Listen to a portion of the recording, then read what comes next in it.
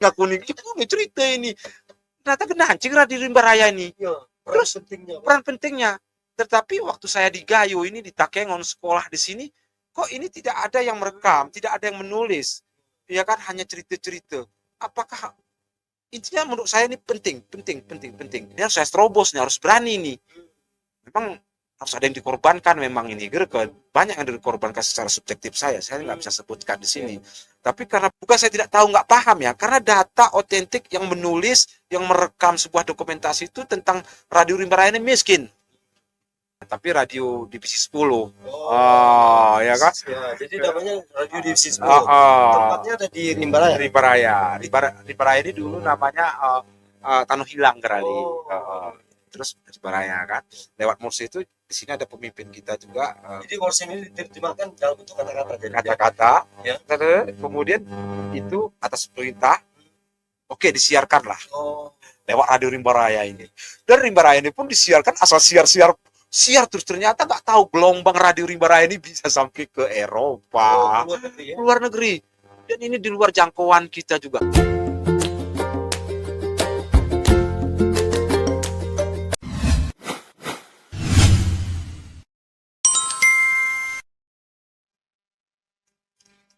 Assalamualaikum warahmatullahi wabarakatuh. Selamat berjumpa kembali dengan podcast Lintas Gayo di studio Lintas Gayo di Yosudarso Takengon.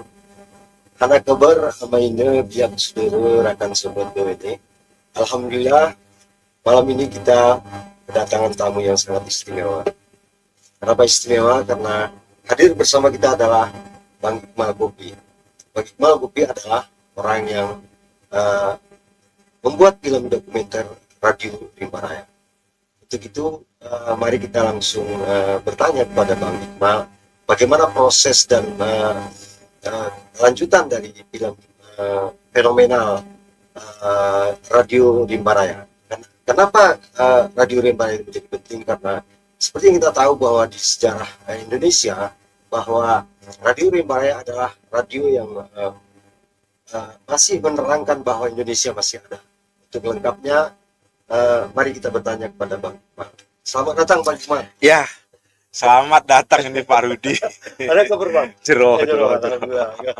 Jadi Bang Iqmal, sebuah kebanggaan bagi kami di Takengon, masyarakat mungkin dan kawan-kawan di Lintas Gayo.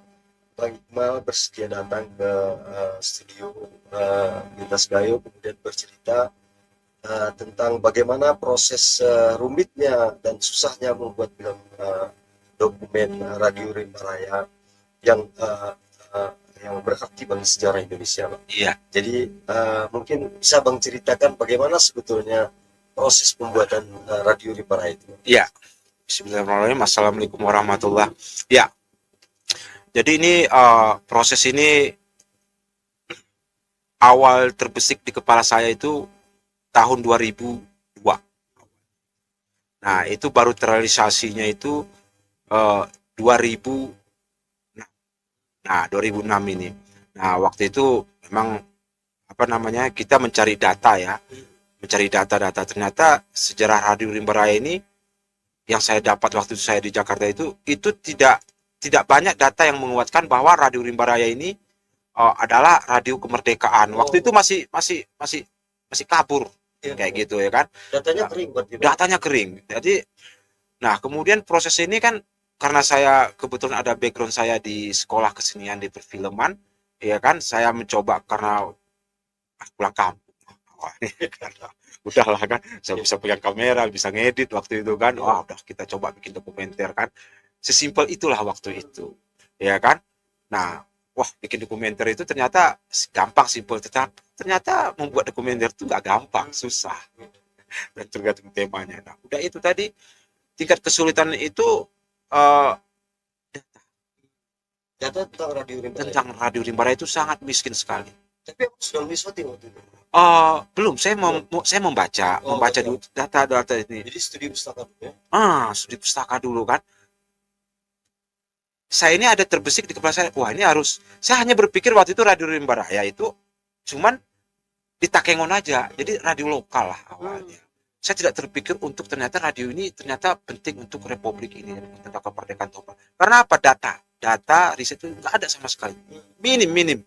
Nah udah gitu tadi saya mencoba terus, ya kan, saya coba membaca, ini saya harus pulang ke Takengon ini, kan begitu. Saya ambil kamera, ya kan, dengan apa namanya dana semaksimal mungkin, ya kan, karena kita nggak ada didukung oleh produser yang mendanain itu, ya kan, pribadi dari kawan-kawan, itu sumbangan Pak, sumbangan, ya kan, saya ngumpul kayak gitu, udah saya coba lah waktu itu kan.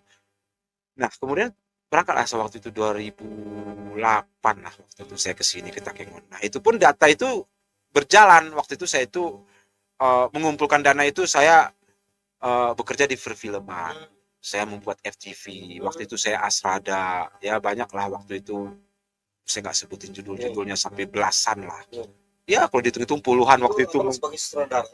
Asrada waktu itu.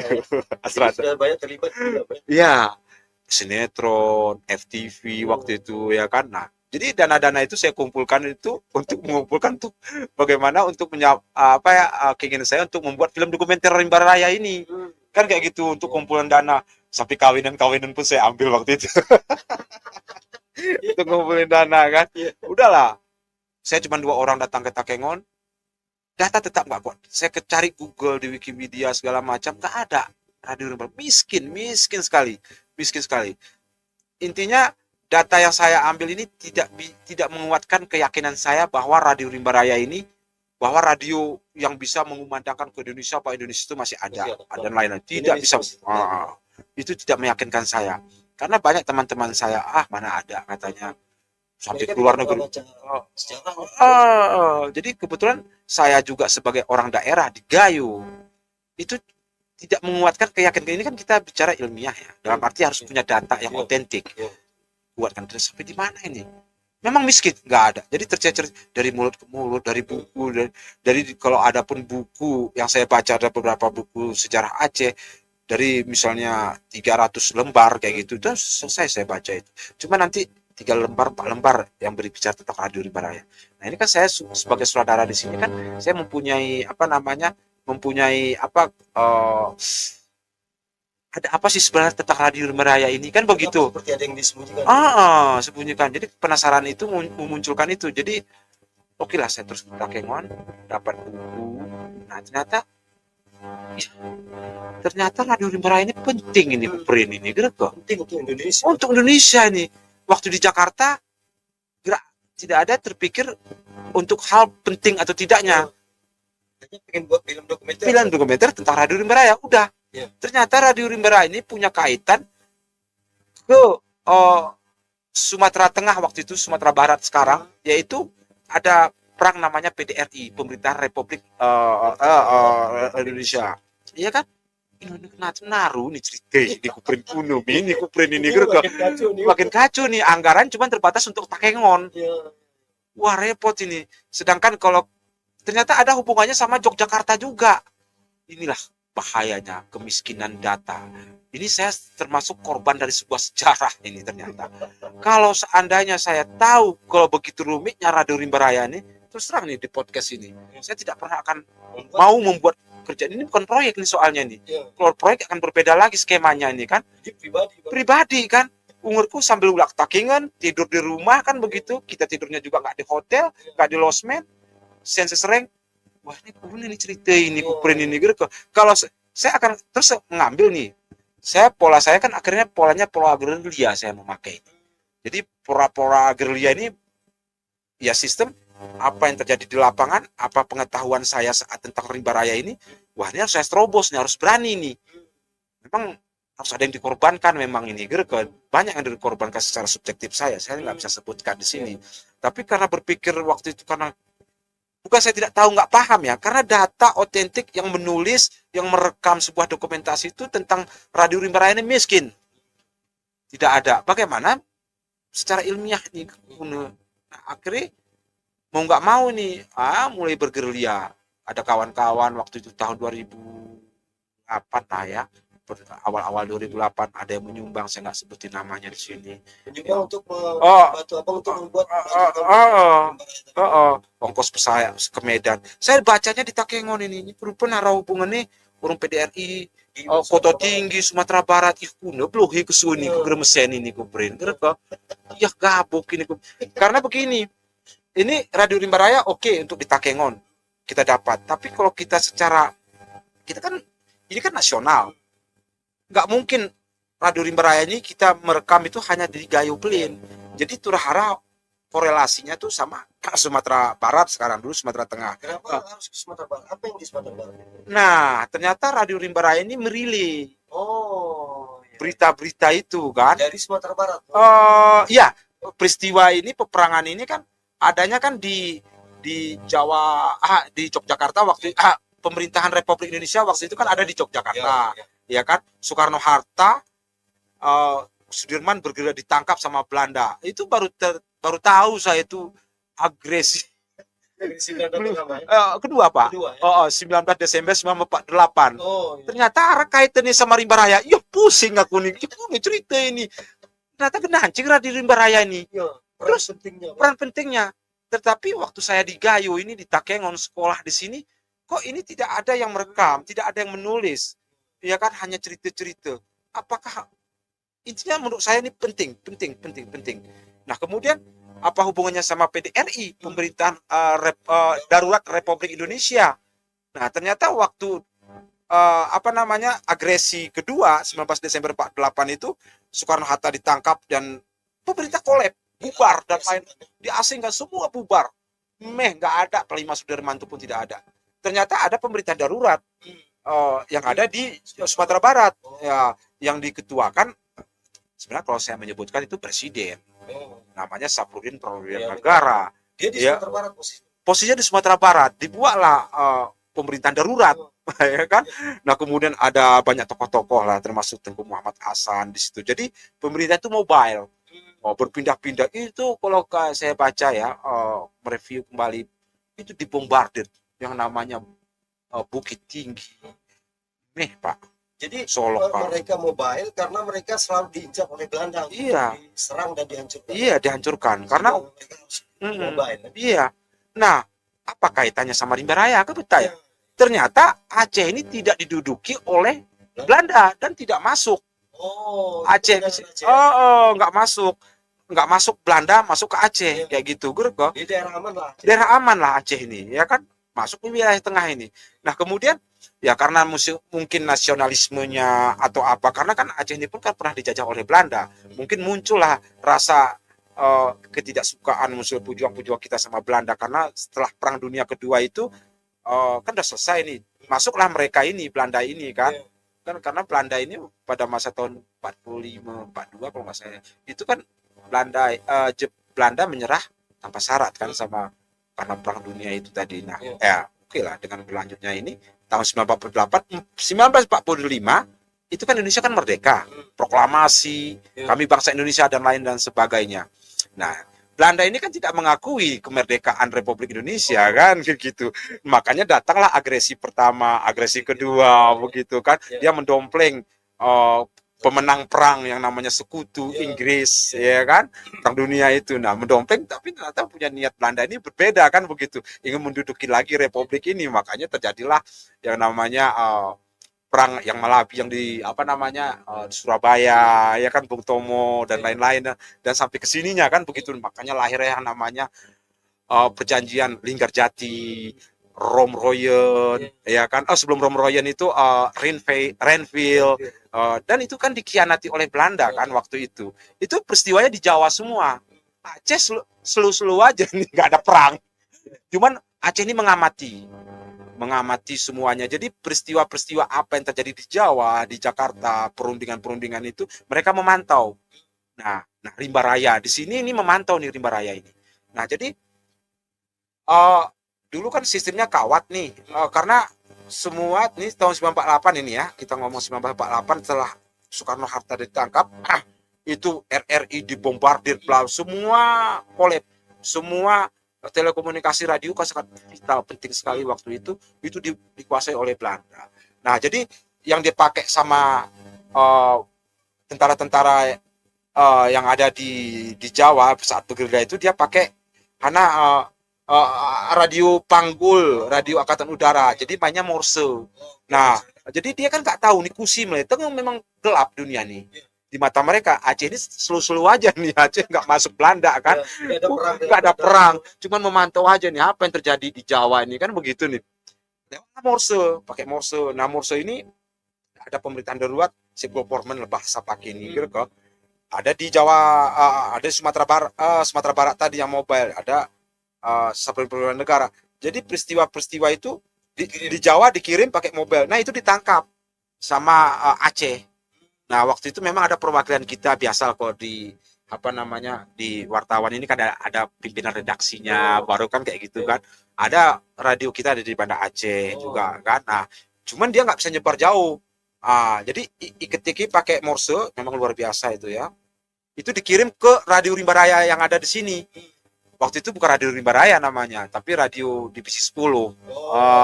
Ya kan? Ya, jadi namanya Radio Divisi 10. Tempatnya ada di Rimba Raya. Rimba Raya. Rimba Raya ini dulu namanya Tanah Hilang kali. Terus Rimba Raya kan.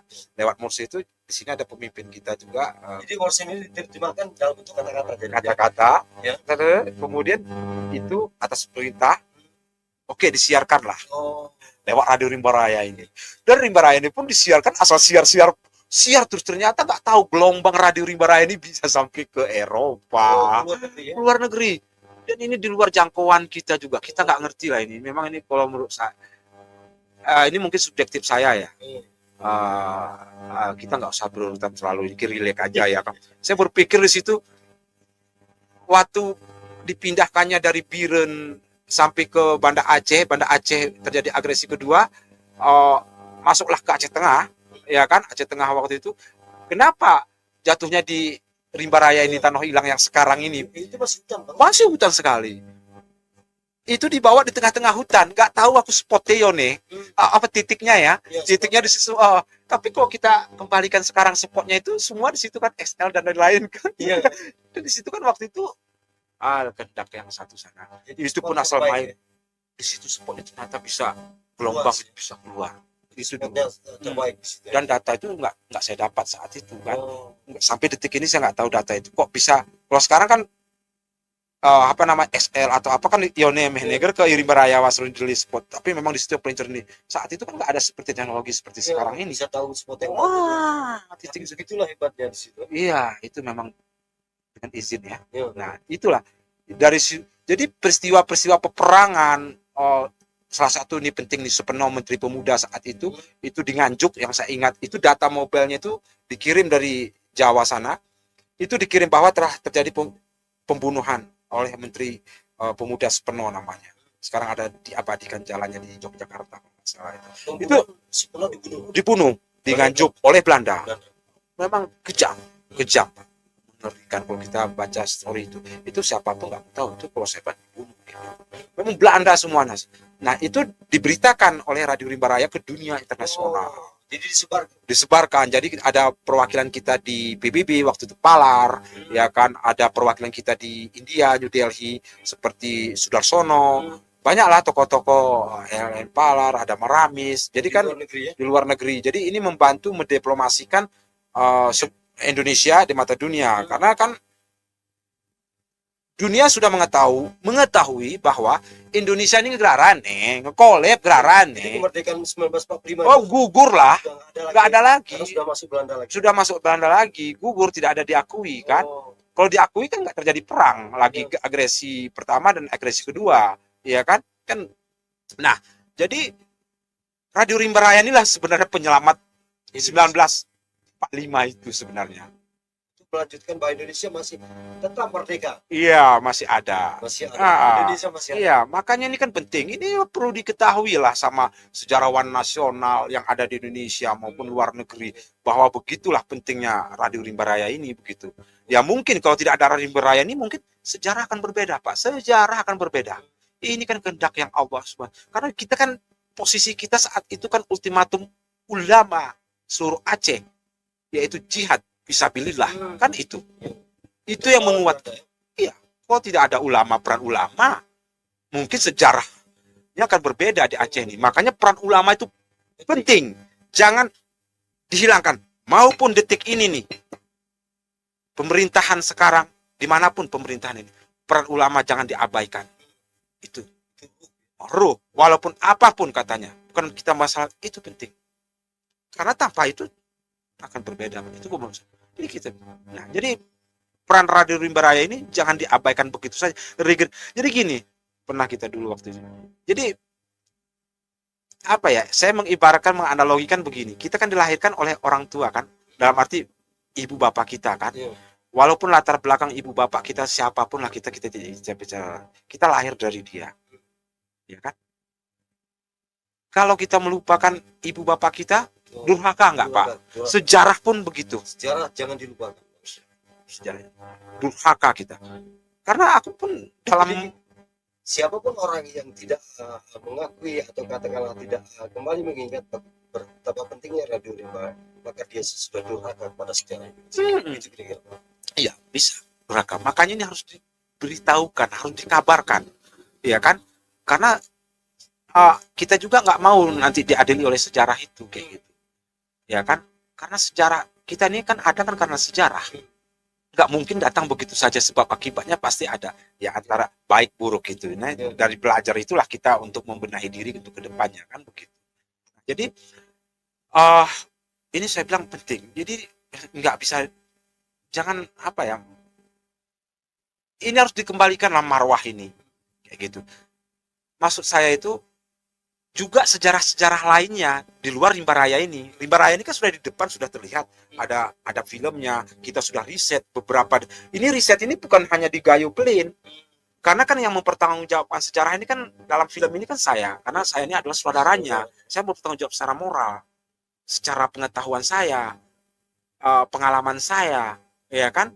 Walaupun kalau kita kaji dengan teknologi mungkin ini kan secara formatnya mungkin udah lama kan, mungkin. Tapi kan bukan itu kita cerita, konten isinya itu yang penting. Bahwa ada sejarah yang penting iya, dalam bentuk film bentuk film dokumenter itu. Ini nggak main-main. Itu beberapa daerah itu ada, saya lupa untuk menyebutkan, saya sebutin aja ya untuk mengejar kemana saja saya udah mengarungi daerah untuk menguatkan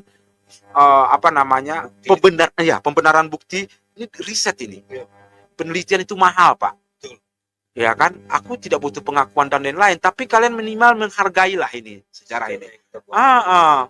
Karena makin kita anak ya oke. Ini ya saya sebutin aja yang saya masih ingat ya. Sebut aja Takengon, Bener Meriah 2 ya, Banda Aceh, Biren, ya kan, Bukit Tinggi, ya kan, habis itu Foto Tinggi, ya kan, Payakumbu, ya kan, habis itu terakhir itu sampai ke Bidar Alam, saya tempatnya Sapruddin Negara itu saya datang. Makanya ada sekarang kemarin tuh heboh-heboh bahwa Sapruddin Prawira Negara pernah datang ke Takengon, itu tidak ada. Sudah berapa kali saya sebutkan sebelum-sebelumnya. Sapruddin Prawira Negara itu tidak pernah datang ke Takengon. Jadi di Sumatera Barat. Iya, di Solok. Saya udah pergi ke tempatnya saat itu. Kita berbicara sejarah ini, bicara fase, tahun berapa, kapan terjadinya, periodenya, kan begitu Pak. Nggak bisa kata si A si B, karena kan sekarang berbicara by data, ya kan, harus data riset penelitian itu. Gue ke simpang siur kayak Pak. Nah itu ada 8 daerah, kemudian Jakarta, Bandung, kemudian ke Blitar, Jawa Timur, ke Tulung Agung Pak. Bayangin aja ke timur, mana hubungan Rimba Raya sama ke Tulung Agung. Ke Jawa Tengah itu ke Yogyakarta Pak. Habis itu ada namanya Hanagraligo. Ada di Jawa Tengah, pedalaman lagi lah, saya lupa itu ya daerahnya. Ada beberapa sampai ke Solo. Itu rangkaian dari perjalanan Radio Rimba Raya. Iya, perjalanan untuk mencari data, keotentikan kebenaran Radio Rimba Raya ini. Jadi intinya saya mengangkat sebuah sejarah Radio Rimba Raya ini, bukan mentang-mentang saya orang Gayo, orang Aceh, orang daerah sendiri. Oh lu kan ngambil sejarah itu karena lu udah orang dari sana. Enggak, salah.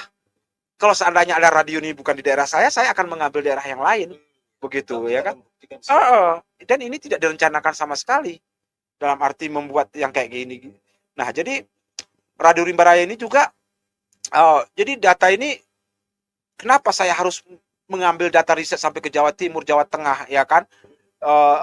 Karanganyar, sorry, tadi Jawa Tengah itu jarang, Karanganyar ada lagi sampai ke pedalaman lah, Pak, tempatnya radionya Aha Nasution. Ini sampai Aha Nasution sama RR itu dalam, Pak, jauh sekali kan. Sampai ada batunya itu saya lihat itu diresmikan oleh anak dari Menteri Penerangan dulu sana sebenarnya Harmoko. Nah, karena apa? Dalam sejarah ini saya tidak mau ada terjadi monopoli sejarah mengklaim. Saya mencoba dari film Radio Rimba Raya ini senetral mungkin, begitu, seobjektif mungkin. Ada yang katanya waktu itu John Lee katanya yang beli itu. Saya mengatakan detik ini bahwa Radio Rimba Raya itu bukan John Lee yang beli, tapi ada Nip Karim yang beli sama Dr. Sofian. Dengan itulah data itu ya kita. Ini sampai sekarang di berita-berita online asik John Lee. Iya, dia punya perjalanan itu lain lagi ceritanya. Di film Radio Rimba Raya itu juga saya menyebutkan John Lee karena peran John Lee itulah besar sekali sampai dia orang pertama, kalau nggak salah saya, orang Cina yang diangkat menjadi pahlawan nasional. Keren, hebat John Lee. Tapi ingat, kita berbicara Radio Rimba Raya, bahwa Radio Rimba Raya itu bukan John Lee yang beli. Saya sudah baca. Jangan John Lee. Saya awalnya juga meyakinkan bahwa yang membeli Radio Rimba Raya ini John Lee. Ternyata kita by data riset nih. Jadi perangkat radionya. Jadi dia ada tahun 47 lah, ya kan. Nah, dia susah bandar itu kita intinya nemu John Lee beli. Kita ini John Lee, doang beli gitu kok. Aku pertama John Lee, Pak. Inilah makanya harus riset, datanya riset supaya kebenaran tuh ada gitu. Dari omong-omong siapa gitu. Itu inti. Jadi bukan John Lee yang beli ya. Nah kemudian itu 4 tahun prosesi, Pak. Dengan jerih payah, dengan dibantu sama teman-teman, dan sampai terakhirnya pun terima kasih saya sama pers, media, ya kan. Waktu itu Lintas Gayo lah pertama sekali tahun 2010 kalau salah aku. Wow, itu ya dengan berjalannya waktu ya kan sampai Rimba Raya banyak sekarang kalau di searching tuh banyak Radio Rimba Raya. Ya itu bukan berkat saya tapi itu berkat media semua gitu. Dalam arti ya cuman ini saya bilang sangat saya sesali ya, sangat saya sesali ya. Saya maksudnya begini, karena ini film saya, sejarah ini bukan sejarah saya, maunya pemerintah Republik Indonesia atau pemerintah Kabupaten Aceh Tengah atau Bener Meriah ini kita sama nih. Jangan mengklaim-klaim walaupun itu wilayah Bener Meriah. Maunya provinsi kayak gitu. Maksudnya film ini diarsipkan di Aceh ini. Sampai detik ini nggak ada loh. Saya nggak butuh apresiasi dan lain-lain. Kalau ngomong biaya besar kayak gitu kan, kita nggak bisa mengulangkan lagi sejarah itu. Saya nggak tahu data itu kalau dikaji narsum yang saya ambil di film Radio Rimba Raya ini kurasa ngetaring berkebetil ya 99% nggak ada lagi orangnya. Sudah nggak ada lagi meninggal dalam film itu. Jadi menjadi fakta sejarah yang penting. Iya. Kalau sekarang orang cerita Rimba Raya kan pengakuan. Tapi misal saya nih nggak bisa saya sebagai saksi sejarah, saya sebagai saudara film Radio Rimba Raya. Misal Pak Rudi juga diwawancarai. Pak Rudi sebagai apa nih kalau misalnya data itu kan begitu nih. Ya Pak Rudi paling menjadi pengamat, tapi bukan sebagai saksi. Kan begitu. Nah, itu juga nggak masalah, tapi itu kan untuk menguatkan dari sejarah itu sendiri, oral dan lain-lain, ke pekajiannya kan begitu. Itu memang harus ada yang ahlinya yang ngomong ya. Nah, kira-kira begitu. Tapi di situ ada saksi, ada pelaku dengan latar-latar belakang, ya kan. Ini kan menguatkan bahwa Radio Rimba Raya itu benar adanya. Nah, ada banyak orang cerita di film itu kok banyak sekali testimoninya katanya. Deli pedeh. Iya. Ada yang katanya mengganggu. Oh, itu nggak jadi masalah. Ini kan subjektif. Inti dari obrolan itu yang saya tangkap itu untuk meyakinkan bahwa Radio Rimba Raya ini benar. Radio Rimba Raya betul. Gere bohong, gere dongeng. Kita bikin ini yang saya bicarakan ini jangan bicara wilayah tengah, Aceh Tengah, Gayo. Kita bicara internasional dan nasional dan internasional. Kalau secara Gayo ya kan timbul akunya betul Rimba Raya. Tapi bukan itunya. Bukan itunya, secara nasional Indonesia ini. Ya kan? Nah, memang waktu itu data risetnya itu pernah saya waktu itu di Kementerian Pendidikan itu, kok kamu nggak ngambil dari sudut pandang orang Belandanya? Kan begitu. Saya seharusnya kan mau ke Belanda, cuman kan anggarannya siapa? Ya, siapa yang mampu? Aduh, capek lah, ya kan? Ini suaranya lagi ngomong. Ya. Untung aja sekarang data rimba raya itu sudah ada. Kalau misalnya data itu tidak ada, orang tidak ngomong suara mungkin. Tapi datanya itu sampai di mana? Nah, kemudian saya sudah mencari ke kedutaan Belanda waktu itu. Gerara. Gerara data-data, oh ya. Data tentang rimba raya ini. Karena data ini kan, kalau kita meriset itu kan harus kita konvertir nih, harus kita konfrontasi, konfrontir Ya. dari data si A, data B, Ya, data C, data D, supaya untuk mengerucut, untuk menguatkan, untuk meyakinkan kita nih. Ya. Bagaimana kita nggak bisa publish itu, Ya. kayak gitu kan? Karena ngeri lu sejarah. Bisa Kalau kita main-main. nggak bisa main-main, kalau kita ngambil dokumenter tentang yang sekarang ini kan masih bisa untuk dipertanggungjawabkan karena semua menjadi apa namanya kebutuhan umum lah kan. Ya. Tapi kalau kita ulang ke masa lalu tempat 8 lo Ya, mungkin. kita tidak ada di sana. Kita perlu bukti dan Iya, saksi, ya. iya, data saksi kan. Nah, jadi oh ya lo kendala-kendala waktu itu kan, tapi apa namanya? Akhirnya saya meyakinkan detik ini bahwa rimba raya itu betul dan benar adanya. Nah, makanya saya mengharapkan sekali ya ke depan ini sudah perjalannya hari 2006. Sekarang 2026 udah kalau dari oke, kita dari 2010 ya kita ngomong ya. Launching terakhir finishingnya 2010 2020 16 tahun ya. 16 tahun yang lalu. Bayangin aja 16 tahun. Kalau kita ngambil dari 2006 berarti sudah 20 tahun lebih. Ini sejarah benar-benar. Anak kita juga ada beberapa yang belum lahir. Nah, bagaimana untuk ke depan anak-anak kita ini? Kita oke sekedar udah tahu. Ini kayak mana? Betul. Jadi sejarah itu penting kayak gitu loh. Maksudnya ya lah. Jadi Bang Iqbal, berarti film dokumenter Radio Rimba itu sudah selesai Abang garap dan selesai sudah menjadi sebuah film. Iya, film radio dokumenter Rimba Raya. Dokumenter Rimba Raya, Bang. Iya. Kemudian film ini pernah katanya ditayangkan di beberapa tempat, Bang. Dipromosikan juga di beberapa tempat. Nah, Kemudian cuman mungkin pengakuan dari pemerintah Aceh Tengah benar ya, dan Aceh provinsi. itu provinsi dan Indonesia itu bagaimana gitu? Ya, sampai sekarang saya mengatakan masih nol. No. Jadi Masih Abang kecewa lah kira-kira dengan tanggapan mereka yang tidak serius lah katakan bahwa ini sejarah yang penting bagi. ya, iya. Itu dari yang saya dapat sampai detik ini tidak ada apresiasi dari pemerintah daerah, Takengon, Benar Meriah, maupun provinsi maupun Indonesia. Walaupun sekarang sudah banyak tahu tentang Radio Rimba Raya kan. Sampai sekarang menjadi komoditi politik. Waktu saya saya terharu nih. Ini sedikit cerita nih ya. Terharu saat saya kebetulan bikin film. Saya kebetulan ikut nimbrung di kru pembuatan film Black Coffee waktu itu. Sampai saya bikin postingan itu karena mendua hati saya semangat. Karena apa? Waktu itu ada isu 40 ya.